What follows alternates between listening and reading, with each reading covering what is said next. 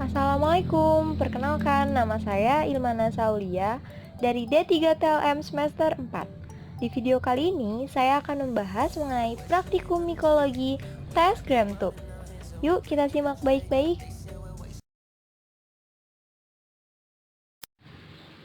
Sebelum kita mempelajari lebih lanjut mengenai langkah-langkah praktikum mikologi tes Gramtube, maka kita harus tahu dulu apa itu tes Gramtube, apa tujuan dari tes Gramtube.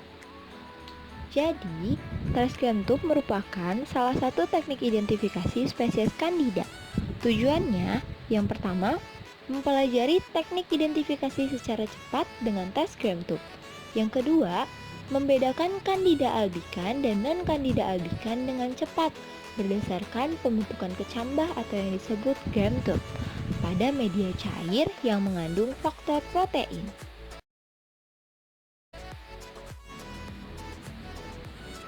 Tes ini menggunakan media cair yang mengandung faktor protein, yaitu serum, plasma, dan putih telur, yang diinkubasi pada suhu 30 derajat Celcius dalam waktu 2 jam. Sudah dapat membedakan antara Candida albicans dan non-Candida albicans berdasarkan terbentuknya kecambah atau Gram-tube. Sebelumnya, tes ini direkomendasikan dapat mengidentifikasi Candida albicans dengan cepat. Tetapi, berdasarkan penelitian, diketahui juga beberapa spesies non-Candida albicans dapat membentuk kecambah, yaitu Candida tropicalis, Candida dubliniensis, dan Candida stelatoides, di mana ketiga spesies tersebut juga diketahui dapat menghasilkan chlamydiospora. Morfologi Candida dubliniensis dan Candida stelatoides sangat mirip dengan Candida albicans. Saat ini, Candida stelatoides sudah ditetapkan sebagai Candida albicans. Dengan berkembangnya teknik identifikasi secara genotip, diketahui terdapat perbedaan antara Candida dubliniensis dengan Candida albicans.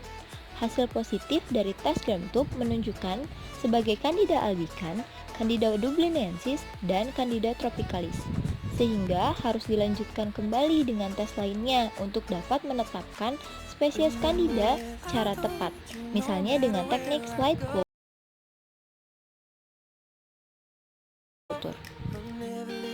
Selanjutnya, merupakan alat dan bahan yang digunakan untuk praktikum mikologi tes Gram-tube.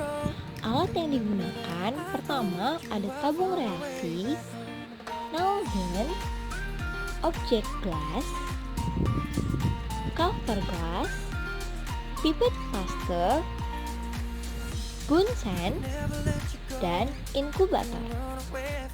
Kemudian untuk bahan yang diperlukan ada koloni Candida 48-72 jam, putih telur atau plasma darah, atau serum darah.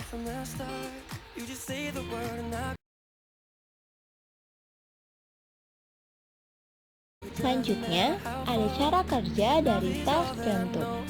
Yang pertama, tabung reaksi diisi dengan media cair yaitu putih telur sebanyak 1-2 ml.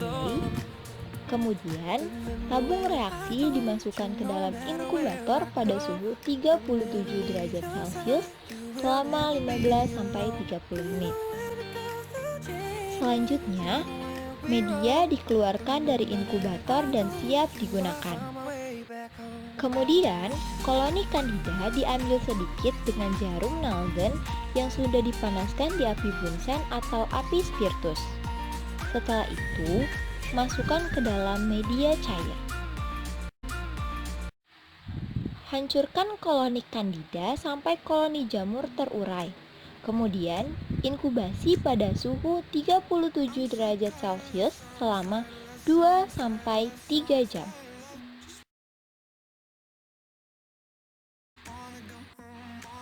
Selanjutnya ada pembacaan hasil. Yang pertama, keluarkan media tersebut dari inkubator. Selanjutnya, larutan media diambil dengan pipet, kemudian diteteskan di atas objek glass atau dengan ose dan diletakkan di atas kaca objek glass. Setelah itu, kemudian ditutup dengan kaca penutup atau cover glass. Dan preparat siap dibaca dengan mikroskop. Sediaan diperiksa di bawah mikroskop dengan perbesaran 100 kali dan 450 kali.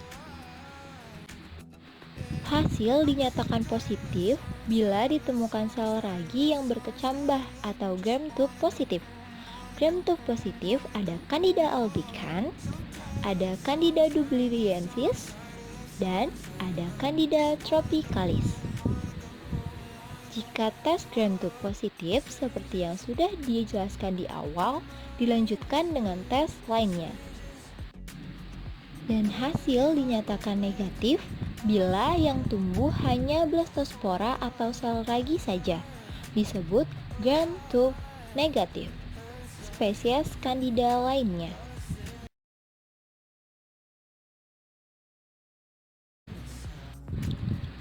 Untuk praktikum tes gram-tube telah selesai. Terima kasih, semoga bermanfaat. Wassalamualaikum warahmatullahi wabarakatuh.